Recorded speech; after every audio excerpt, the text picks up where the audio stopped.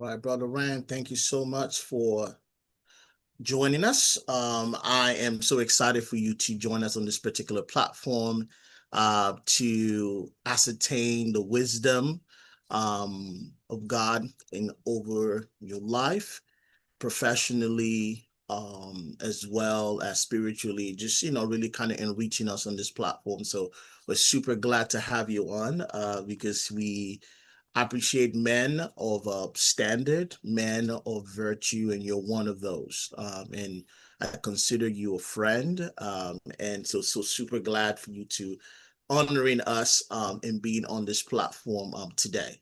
So again, welcome on the platform, everyone. My name is Shay Ola.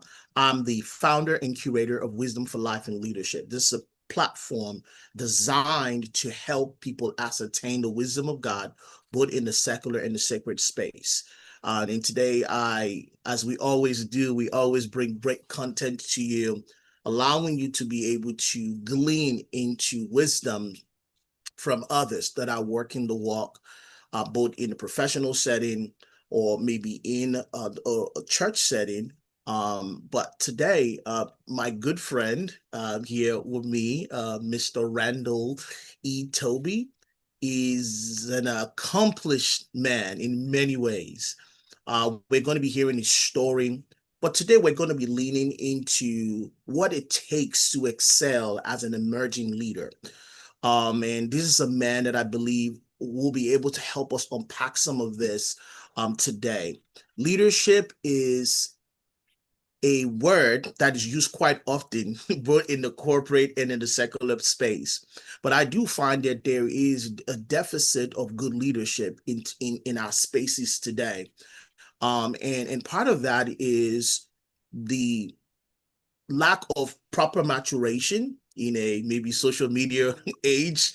Part of that is people that are haven't really been in a place where they've been mentored, having the opportunity to grow from others' experience and expertise, and also just living life as a whole. Leadership could be an academic pursuit. I would not by any means begrudge that, but I would also venture to say that leadership is something that we not just born with, but something we can grow and develop over time. And so I know the classic question is, are leaders born or are they made? I think, Bobby, both can be true. There are people that have innate leadership qualities, but you need to develop that as well. And let's say maybe you woke up today and say, well, I don't have leadership qualities. I think there is still an opportunity for you to be able to lead, because I believe we're all being called to be servant leaders. And so, in that framing, my good friend here, Mr. Randall E. Toby, is going to be helping us unpack some of that together today. So, again, I want to welcome him on the platform and for showing us some love. Welcome, my friend. Thank you, my brother. It's an honor and pleasure. Shout out to everybody that's joined us today. You know I Yes, love you, man, and I'm very honored and appreciative to be here. yes. Anytime, anytime. So, by way of starting this conversation today on our platform, which is Wisdom for Life and Leadership platform, has been around for the last probably close to 4 years. And we're growing, we're having impact around the world, and interviewing people like yourself. I want to give you a little bit of backdrop into your story a little bit before start asking you a little bit more questions, a little bit about yourself, your own journey. I want to really kind of help the audience kind of know who you are a little bit. I think that's always important to our give our guests their just due in their journey and how they've been going and growing over time. Mr. Randall E. Toby is a two-time Amazon bestseller author. I actually got a chance to go through your book. I know you had, when we met the first time, you shared your book with me, and it was really great, and just being able to see what you've been able to do with the book and really impacting life. A great award-winning bestseller in his book An anthology is called Suited for Success, which explores the themes of connection and the evolving nature of relationships, and resonating with readers seeking authenticity through their own personal journeys. His writing reflects, and he's a good writer, by the way, so y'all need to pick up that book. His writing Thank you, sir. reflects a belief that life is not defined by the size of your successes, but by the depth of the experiences we will face. And I think Amen. that's incredible framing for any leader. And I just love what his book is able to do through this particular book. He's been able to work through curriculums in the professional settings with schools, with high schools, colleges, with different professional organizations like chambers, African American Chamber, and multiple universities across the Northeast. And I'm so honored to have him be here with us, because I think what he's been able to capture through his book is some of the things that make him a very unique speaker, but also a leader in the community. I always call him the mayor because he's so well connected, knows Thank you, so sir. many people, and always looking to connect the dots and really further the agenda for people's lives and betterment. As a speaker, he's been able to capture audiences to engage in storytelling, insightful perspectives, and overcoming life's obstacles, embracing change, and utilizing your God-given gifts to discover your purpose in life. That's very important. Understanding the gifts we've been given and being able to deploy them in our lives towards purpose is very important. And Mr. Randall does that so well. Randall's energy, if you've ever met him, is infectious, inspiring speaking style, has led multiple people, as I've said, from Burlington County to the African American Chamber, Chester University, Rutgers School of Business in Camden, and the accolades go on and on and on. I'm all about giving people their flowers because I want you to know who's coming to speak to you today, right? One of the things I've always loved about him is that he's a family man. Him and his wife Claudia have been able to build a powerful organization. You guys see right on his chest, right there, you see breakfast with the boys. And this is a wonderful youth organization, an interactive male youth organization called Breakfast with Our Boys. And it's a Breakfast with Our Boys series. You'll see them on social media. They have a website and they do great work. A 501c3 nonprofit organization that's been around since 2019, started in the Bronx, right? I believe in New York, if I'm correct, and then has kind of expanded beyond that into New Jersey and many surrounding areas. And we believe it's going to continue to grow into a national organization because it is that impactful. There's been coverage around actually his work through this organization on Fox 5 Philadelphia, ABC News, and many other platforms. And so we're glad today to have my friend, Mr. Randall E. Toby. Can we give him again a round of our applause today as he has come on to share? Thank you so much again. Welcome to the platform. We appreciate you. Well, it's an honor and pleasure to be here. Like I always say, I'm only a reflection of my peers, and you're a bad man. So I thank you for the time and the opportunity just to share a little bit of my story and how I feel God has used me to do his work. That's right. That's right. That's right. We appreciate you dearly, brother. We appreciate you dearly. So let's jump into this session together here by way of just a little bit of your background and your story.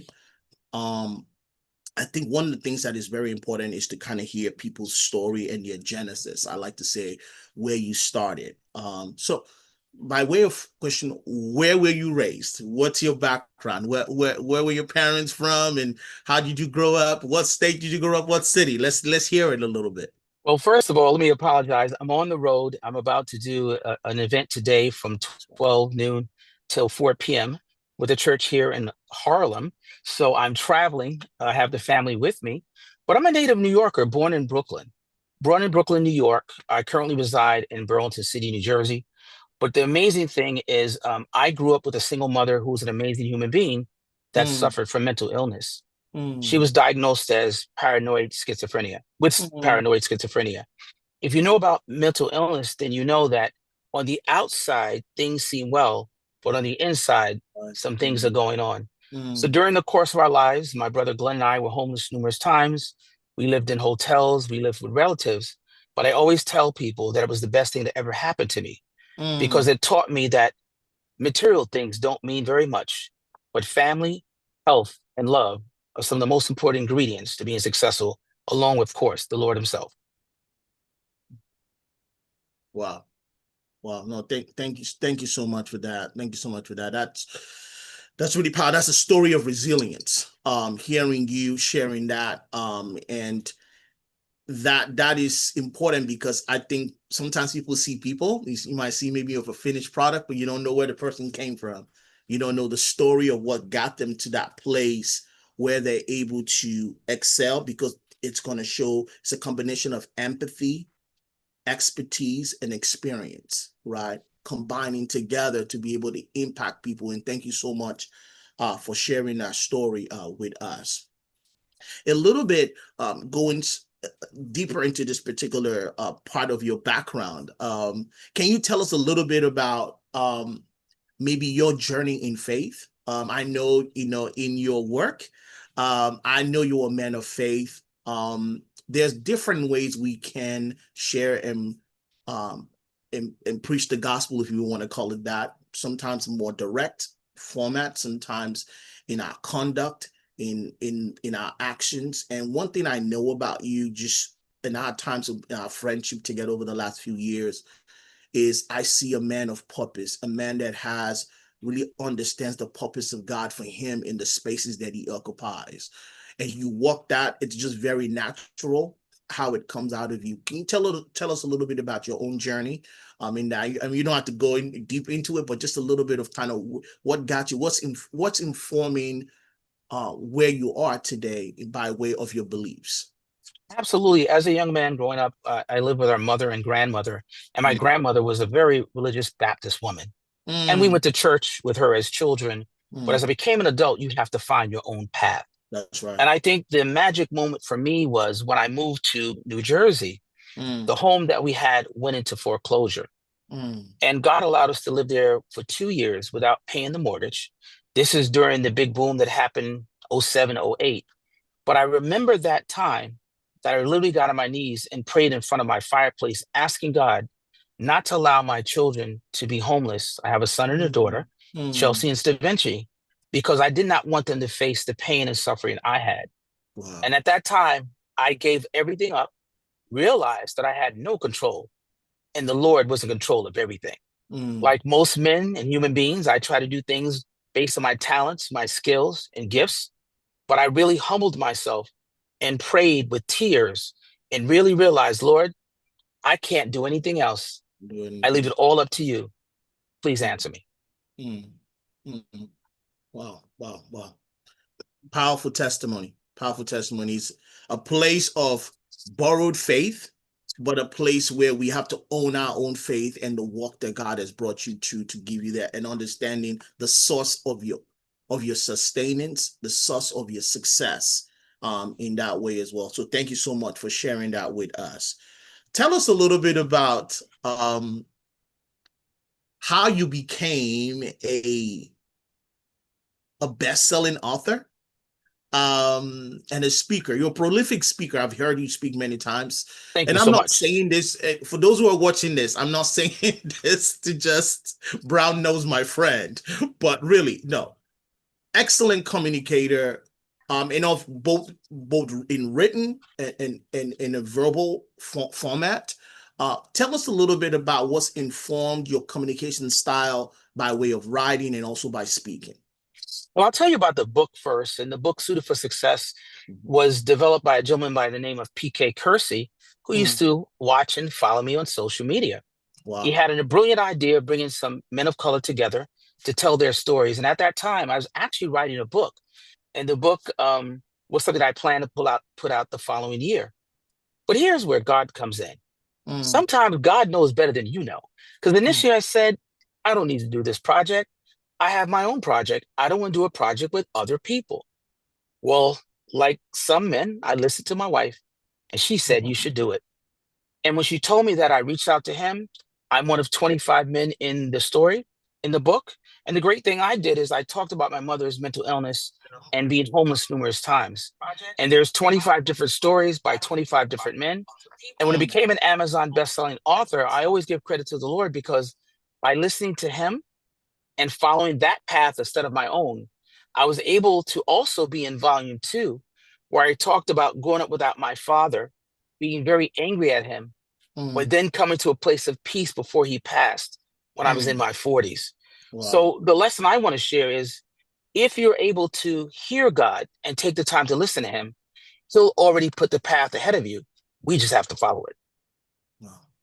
Wow, that's powerful. Thank you so much. That even makes the book more even powerful, because it is not just sharing concepts, but real life.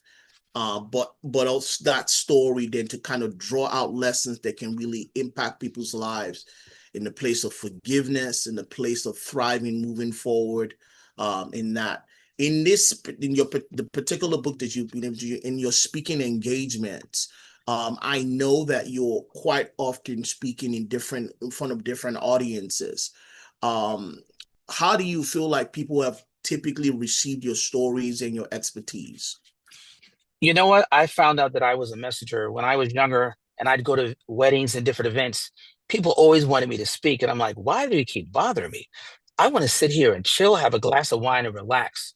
I did not embrace my gifts because I did not look at it as a gift. It was a burden, because I didn't understand there were people that had more education, that had more experience, that were more successful in my eyes.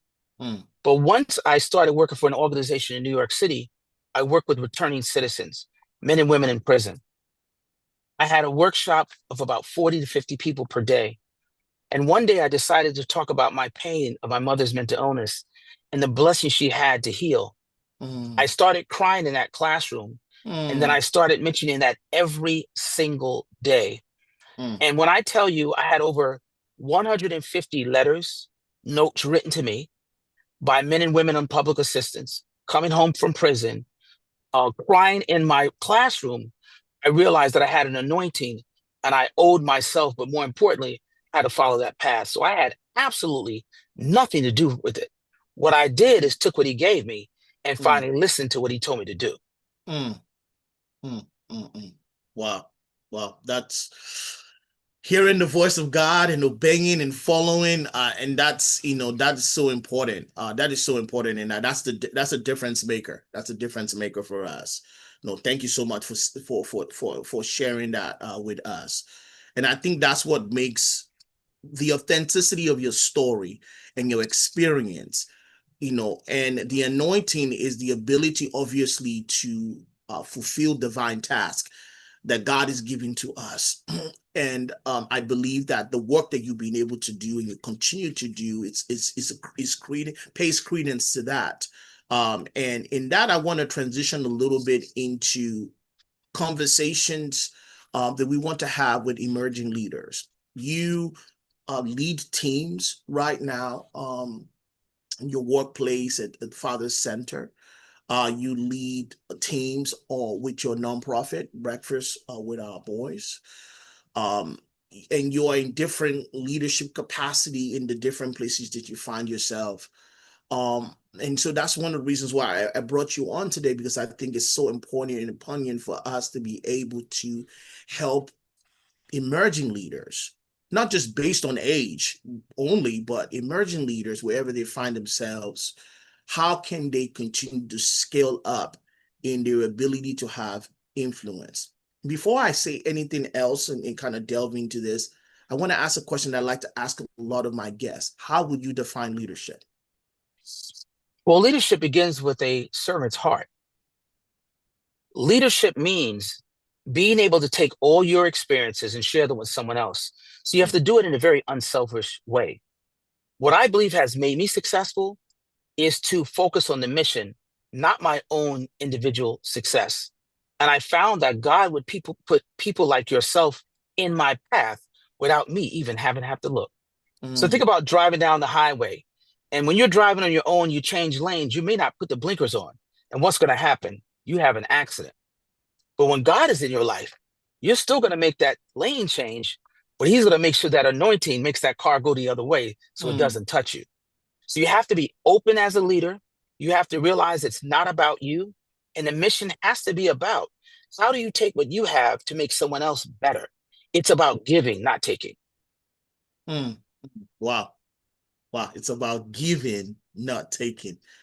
That's mic drop right there. So for those of you that are watching online right now, give us a fire emoji on that.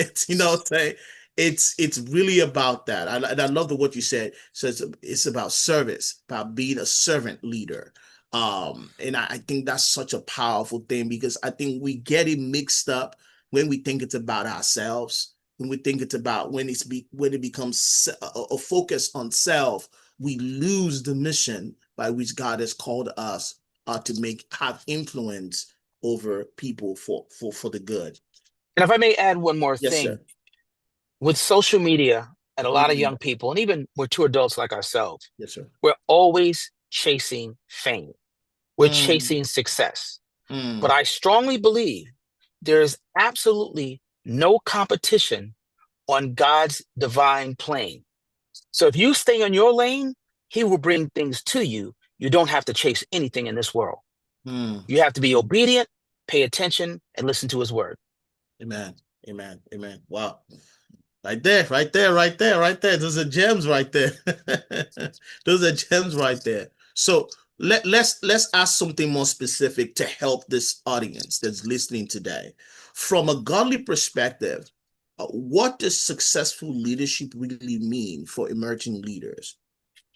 I think from that perspective is making sure that your leadership has a purpose that will take somebody that you've met, that you work with, so they can pass it on to the next person.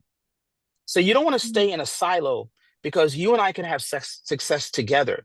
But this Mm. amazing platform you have with your show and the work you do reaches thousands.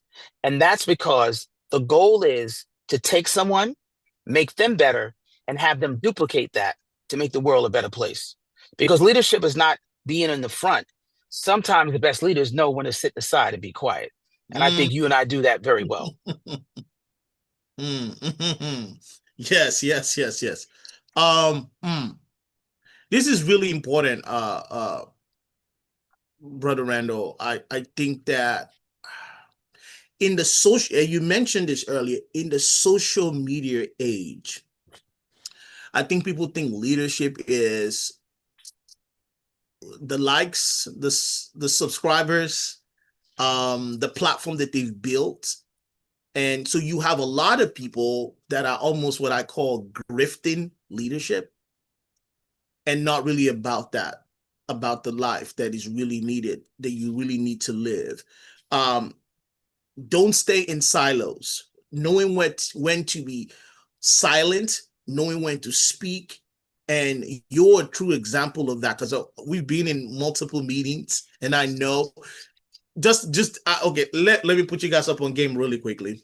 So my friend here, Rand, right? When we're in meetings sometimes, he'll just be quiet. And one thing I love about him is when you speak more than you listen, it also tells me that you don't really understand what leadership is about. He's an excellent and active listener, not just hearing what you're saying, but he's listening. And when he contributes, it carries weight because Thank you, sir. when people hear him speak, and that's such an example. I think for any emerging leader hearing this today, you've come into an organization, you're looking for leadership opportunities, you've come into an organization, and maybe you are an understudy to someone who's leading an organization, maybe you're in an assistant role and you're looking for opportunities to grow, to influence. Ask yourself, kind of what you said earlier, what is the purpose? What am I really driving to be known, to be seen, to build a platform? What And is let the me add to that, purpose? and Yeah, forgive me yes, for sir. dejecting. When you operate from that position, what you Mm-hmm. do is not sustainable. Mm. Because if you do it just for money and fame, when things get hard and difficult, you're going to quit. But when you do it with purpose, when the rain is coming down, when it's cold outside, you have no coat, you're going to keep going. Everybody stops. That's the Ooh, difference. ooh. That look again, another mic drop. but I'll say this right now. If you're hearing this, just as an emerging leader, and you're hearing, this is such an important lesson for us because sustainability matters, especially into the lives of the people that you're influencing. That anybody can be, you know, a flash in the pan. Consistency over time is how we gain trust and how we make lasting change and transformation. I'll say something right now, and I'll make a reference back to social media because a lot of people that are hearing us might be in a particular demographic where that's where you get a lot of your content and information. There's a lot of people you guys see right now online that have claimed to be quote unquote leaders in different communities. And then you're hearing things come out, scandals, this and that, and you see inconsistencies, right? Right. There is a dissonance between what they're saying and what they actually do.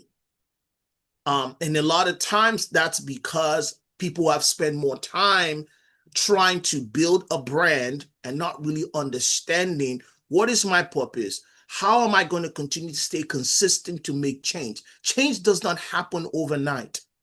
Change does not happen overnight. People, you put in work, you put in the time, and you show up time and time again, whether there's a camera there or no camera there. You do the heavy lifting behind the scenes because I believe that there's places, moments of obscurity that leads to moments of prominence.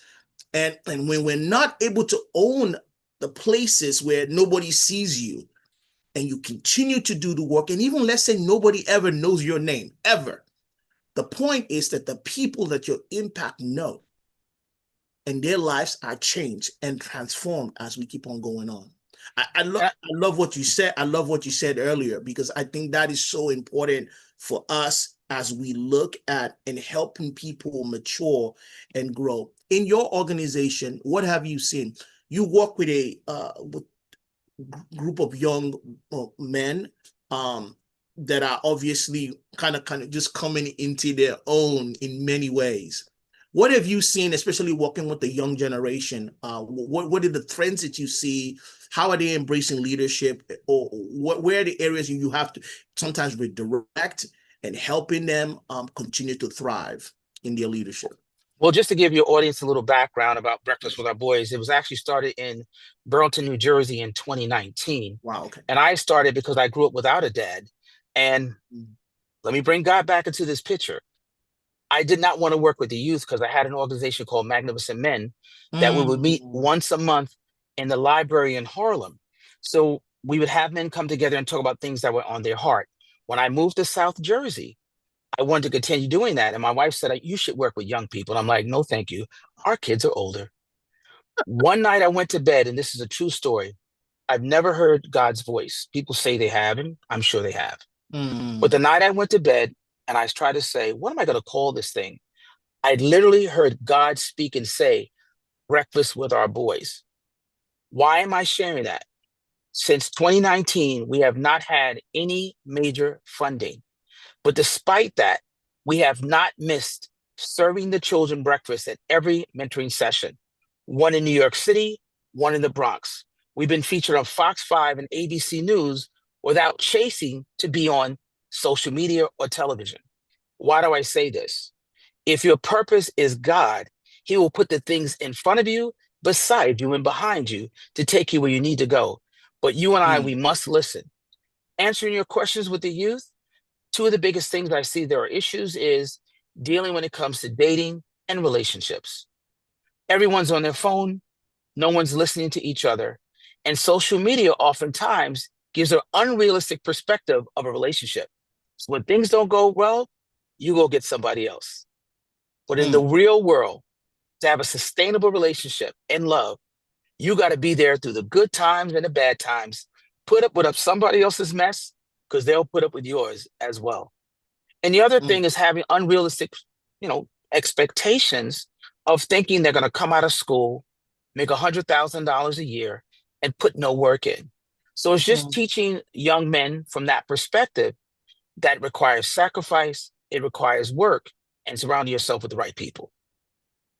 It requires sacrifice, it requires work, and surrounding yourself with the right people. That's very important. Thank you so much for sharing the story of your organization there and kind of like the genesis and the fact that you've been able to do that without any major sponsors. That shows also the dedication. That shows a man on a mission with the team that God is giving to you. And I love the fact that the way God, you said like, people say like they hear God's voice all the time. God came and spoke to them, but God does speak, right? And the fact that he spoke to you that way, right, in that Absolutely. time, Loud and clear. right, it's like, wow, God is like, this is a mission that put. So I really believe that there's a gem in that the vision that God gives to you, there's a provision connected to that. You might not know where that comes from. You might not even know how to define maybe what God has placed in your heart, but there is an opportunity, there's a place that God positions us to be able to do that in that place as well. The impact that you've had in New York and in New Jersey is tremendous. Thank and I you. believe I'm just going to say this now. This is going national, right? This is going to continue to grow and probably even international as well, because I think it's such an important thing. I had a fortunate opportunity to actually attend two of your events and with the boys and to see the work you guys in action and the team and the young men that have come, and they're really about this, y'all. Definitely check it out. Breakfast WOB.org is the website, and you can see right on this t-shirt. Definitely check out the work that is being done there, and we're always looking for ways to continue to support great work like this. Thank you Thank you, so much. sir. I want to say, and I think we've already answered this in about building lasting foundation for success and leadership for young people. I want to kind of switch up here because I think this is also important for this particular generation. And I say generation when we're looking at emerging leaders. Right now, we're looking at a lot of Gen Zers entering into the workplace at a rapid rate, and we want to be able to prepare them. There are even also millennials that are obviously now kind of coming into their own. So thinking about the oldest millennials are going to be turning, they're like in their late 40s right now, right? The older millennials in the late 40s. And so they are obviously beginning to kind of like emerge into more leadership, prominent leadership role, especially within the secular professional circles. And even within the church walls as well, we see more younger people coming into their own. And so it's important that we're able to kind of continue to give framing to help people as they walk through that journey, and helping leaders, existing leaders, also nurture these young leaders that are coming in, these emerging leaders that are coming into different places. And here's a question that I have for you, and I think this might be a good one for you to help us tackle. What is the role of godly wisdom for emerging leaders that are facing pressures, criticism, and tough choices? You have to have ancestral fortitude. You have to be able to block out the noise.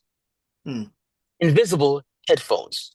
When you're doing work for the glory of God, there will always be challenges and something in your way. That's how you know you're on the right path. It is not going to be easy, so you have to form a circle of one or two individuals to keep you on track through those difficult times. I have you. That's a blessing, and it makes a huge difference because those people can walk you through the difficult times. They can whisper in your ear when everybody else says it can't be done and it won't happen. And when you do it for God's purpose, he'll give you an extra strength you can't find. I always tell people, they ask me sometimes, are you happy? And I told them a long time ago, I never try to be happy. For me, I try to have joy. And let me tell you the difference. So in your job, when they're getting on your nerves, think about a place of joy. Joy means everything could be going wrong. It could be raining outside. There's a bad day. There's snow. but you still have joy in your heart. It is not based on your circumstances of how much money you have, the car you drive, the home you live in, or your position at your job. Keep joy in your heart as your motivation factor and put together a plan. Invest in yourself. Read books. Go to seminars. Pay attention and do studying online. With the internet, there is so much information that's free. Now, we do know not everything you read is true, but when you use your discernment, you'll be able to do that. And I can't say it enough. Having people like you in my life make all the difference in the world. Because if I have a slow day or a bad day, I can turn to you and say, man, I'm not feeling good. You go, Rand, God's got you. And so do I. Yes, sir. That is powerful advice and wisdom. Um, what you said there is so important, right? Happiness is not the goal, right? Joy. Because being happy is based on specific situations or conditions. But joy is a state of mind that God has placed. Absolutely. State of mind of gratefulness, right? State of mind of understanding my purpose and then finding contentment in that. And that only comes from above. And that's such important. And I also love what you said there in during the times that you're growing, when maybe you feel frustrated or maybe you feel stuck. I think one of the things so important is continue to grow, to build, to plan. You say plan, develop your skills, develop yourself, continue to grow, continue to do the work that you need to do within yourself, both on a personal level. Some people need to go to counseling. Counseling is important. Go to therapy. That's important for yourself. Deal with past trauma that can impact your leadership in the future. A lot of leaders have traumas that they have maybe from the way they've grown up, the way maybe abusive experience from other leaders. And if you don't deal with those traumas, you pass it on, even when you don't think you are. Absolutely. Those dysfunctionalities need to be worked out. But I also loved what you just said there about developing. Can you speak a little bit more about developing for leaders, developing their skills? You said reading books, right? Going to seminars, if you can get maybe a certificate program, getting more education if you can. What are the ways can emerging leaders develop their skills or develop their expertise? One of the key things that I like to do is watch other people that are in my space. I Mm, never look to copy or duplicate, but I want to know what's out there and what's being done. So if you're mm, in corporate sales, look at salesmen that are doing very well. What are the habits that they have? How do they position themselves? How do they network? What's the mm, information they take in? You don't have to reinvent the wheel, but pick one or two people that you admire for the right reason, that are successful in the area you're in, whether it's an accountant or anything else, and see what they do and develop your own style. What you don't want to do is stand still. Most of mm. my success has happened when I wasn't ready and did not have everything in order. So if you're waiting for the perfect time, let me tell the audience, there is no such thing. Mm. Y'all heard that? No perfect time. Don't stand still.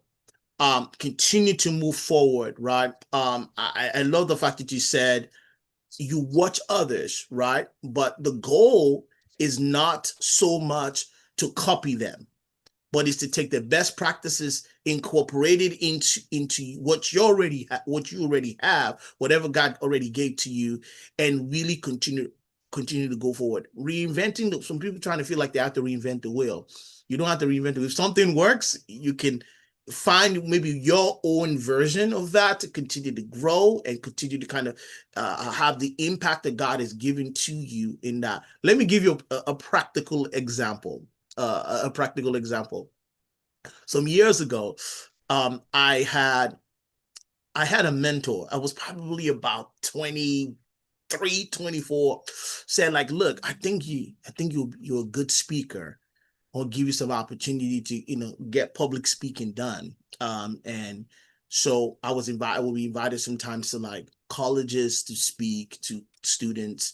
I was a recent grad, and I also had opportunities to speak in this church. I got on there what they call their preaching roster. And if you're from the church world, if you're part of like maybe a church, a group, a church, they have rotation of speakers that might come that are in-house. So I was probably the youngest to jump on that at the time. And so I was still trying to find, I knew I had a voice. I knew I could communicate with people, but I'll say something very, very, very poignant for me in what the self-discovery. I realized at the time that I was watching other speakers and they use a lot of like detailed PowerPoints. I'm trying to be very practical here. And so I thought, well, maybe that's what I need to do. I use this detailed PowerPoint. Well, the type of style of speaker that I am, detailed PowerPoints actually slow me down in being able to communicate. And what we consider a high level bullet point speaker. You give me my bullet points, I'm able to speak to those bullet points. Um I don't need a whole essay written on the screen in order for me to communicate. And I realized that. So what typically would happen is when there's this particular series in the particular church, and this is now I have had opportunities at this point in time speaking both in a secular context, but also in the church space. So in the church space, what happens is they will have a particular series. And the series, they're already prepared notes. So there might be you guys remember Purpose Driven Life, Rick Warren. Rick Warren wrote this book called Purpose Driven Life. It was very well known. And a bunch of churches at the time were doing this series. It's a 40-day series. I got a chance to speak maybe 3-4 times in that particular series. And they give us notes, like copious notes, a lot of notes, and say, well, you have an opportunity, you can, and this is like the said PowerPoints. And I said, no, I don't think I need to do this. So I'll go back, edit it down to how I speak, how I communicate to make maximum impact. And so I was watching as a 23, 22-year-old, I'm watching other speakers thinking, okay, I need to have my presentation look a certain way. Then I realized, okay, well, I glean some things from them, but I have to make it my own. And the time that I try to do it like them, it just was very messy. It doesn't work. It didn't work. But the moment I was able to kind of own that and really kind of find my own voice within that, I'll just take the notes, truncate it into what I needed to be. And it was so impactful. And that created more opportunities because you're mastering a particular skill, watching others, but also finding your voice in that as well. And I think for leaders, that's just obviously a small example, but for leaders, finding your space as an emerging leader, watching others, you can feel inundated. Oh, I got to do what they're doing. But as Mr. Rand said, that's not what we need to do. We need to find our authentic voice in the midst of watching others do the work as well. So, and let me add to that as well. When you do copy people, you're not going to be successful because it's not sustainable. It's not who you are. It's not the mission God gave you. So when things get tough, you quit. And you see that a lot of social media with people starting businesses and copying people's ideas. Oh man, they made a lot of money. I could do it too. But if it's not your purpose, you can't stay there.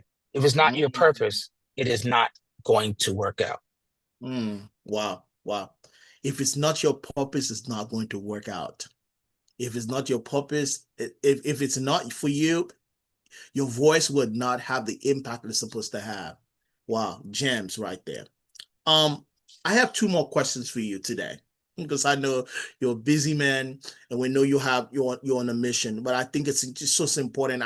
For those who are listening, we've seen a lot of people give like emojis, love, fire, emojis on your comments. It's been great to hear you share your story with us and helping emerging leaders kind of grasp a lot of this great concepts that you've been saying. So what makes leadership sustainable? I think you arced into this earlier. And how does godly wisdom keep an emerging leader from burning out or failing along the way? One of the key things is self-care. You have to get rest, eat properly, spend time with your family. We know it's difficult when you're trying to be successful. It's hard to have balance because when you're really on your grind and you're really hustling, there is no balance. That being said, it's important to understand that God has given us everything we need. We have to recognize it. Some of us see it sooner, some of us see it later. But if you don't know it, You're like driving from New York to California without a GPS. You're going to get lost. So one of the key things is stay focused, stay prayerful, and God will lead you all the way. Mm, mm. You know what? One thing you said there, just you said self-care. Um, the work-life balance issue that you see a lot of times is people are very driven. It's so important. When I got married, I was in a kind of my wife always talks about it. We've been married 18 years this past June. Such a my beautiful wife Ronke. We've been together like since high school, got married 18 years ago, and it's not always easy, but we've grown strong, amazing love. We have 3 kids together. And I'll say something in my earlier years, my brother, was a I could say I was a public figure if you in the circles that I roamed, and there was And already you still are. I know. We'll stay humble there, right? And at that particular time, it was about where do I need to go speak next? What are my itinerary? Like it was just I told my wife, I said, you're gonna have to fit into this world, right? Like this is the world we've created, and you coming into my world, right? And I was in Southern California at the time, had a lot of speaking engagement, was well known, and I just, frantic. That's probably first 2 years, I'll be honest with you. Like I was gone a lot. And I thinking about it, I was like, man, you're just newly wed, man. Like you need to spend some time with your wife. But I was like, honey, you gonna come with me? If you can't come with me, I'm gone. This show has to go on. And I remember I had a mentor that really sat me down and said, bro, if you're going to stay married, it's good to have professional success, but if you want a personal life to be successful, which is actually the bedrock of anything you're going to do professionally anyways, so you're going to have to take care of this. Your wife is not an appendage, right? It's God brought your lives together, and if you bring her into the work that you're doing, you can have maximum impact together.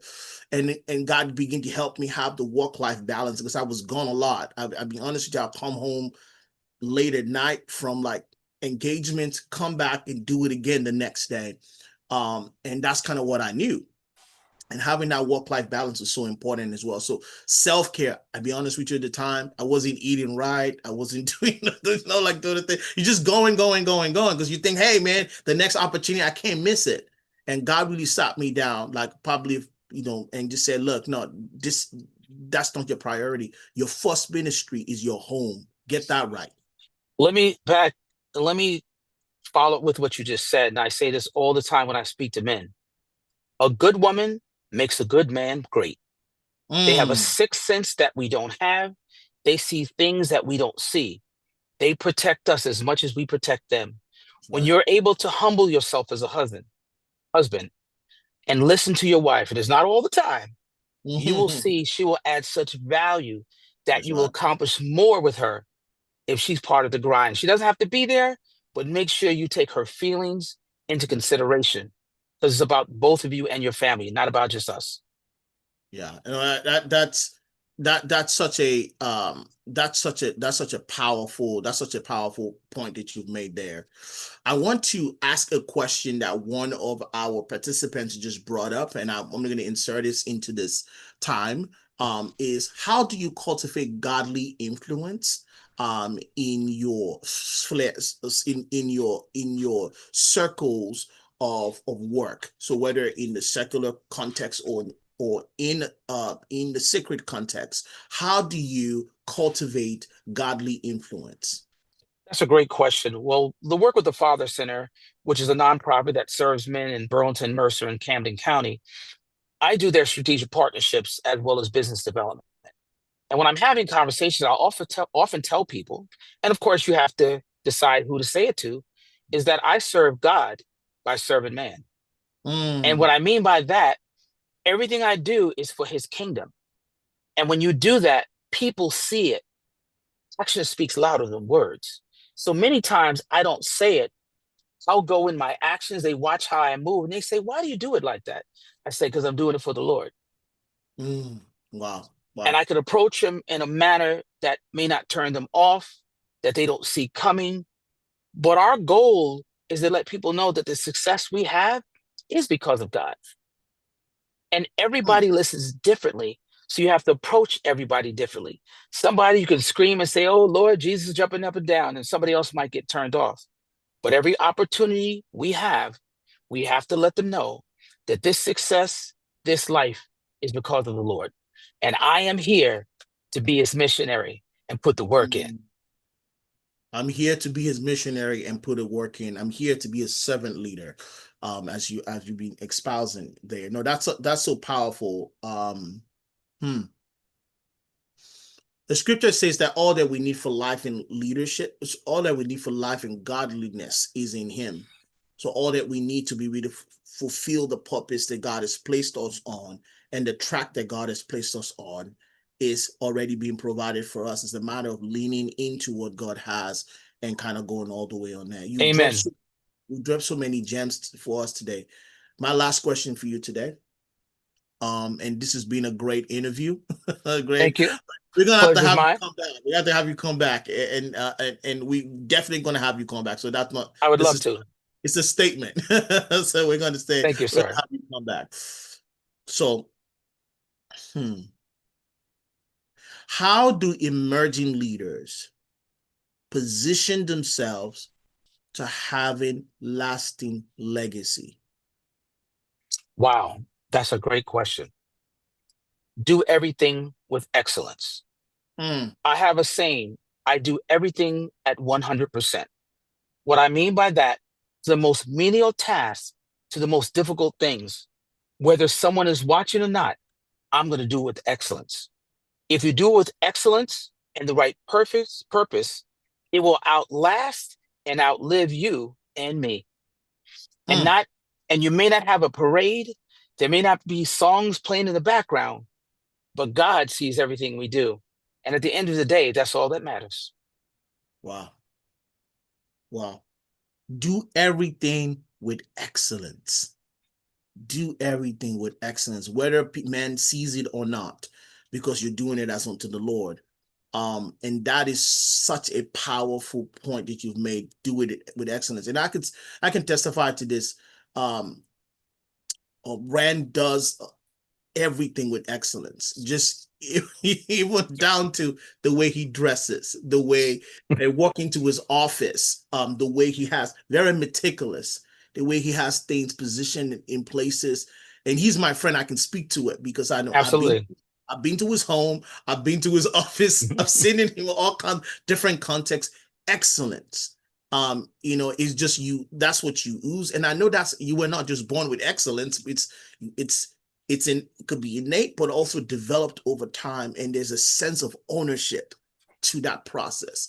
And that speaks volume. And thank you for being you and how God has used you to impact others through that. I learn a lot from you, just being and seeing you at work and seeing the work that you do, how you impact people and how people Thank you, speak brother. about you when you're not in the room. If you want to really know what the reach of your influence, what do people say about you when you're not in the room? Do you have advocates in the room, people that can speak up and say, I know what they do, I know what they're about? It's not so much about brown nosing the person, but it's like, I know the content of their character, I know the value of their work, and they're about service. They're about bringing excellence into the things that they're doing and making impact and understand that they are on purpose. They're doing things that are going to bring impact to the world. Amen. My friend, Rand, thank you so much for joining us today. This is one of many. This episode is not the only episode we're going to have with you. We're going to have I'm you going to come. hold you to that. But I I'm want to going to have just you come leave back. one thing Yes. with the audience, which is the thing that I live by. Mhm. And I call it the three P's. When you're trying to do something, I call it plan, pray, proceed. What I mean by that is put together your plan, personally or professionally. Pray about it. Ask God to lead you, to guide you, to remove the obstacles and put the people in your life, and then proceed. Man, hit that road, drive that car, get on that train, take that walk, and just go for it. Don't worry about what people say. Don't worry about the negativity or the haters. Because at the end of the day, as I said, there is no competition on God's divine plane. Amen. Wow. You guys heard that? The 3 P's. Plan, pray, and proceed.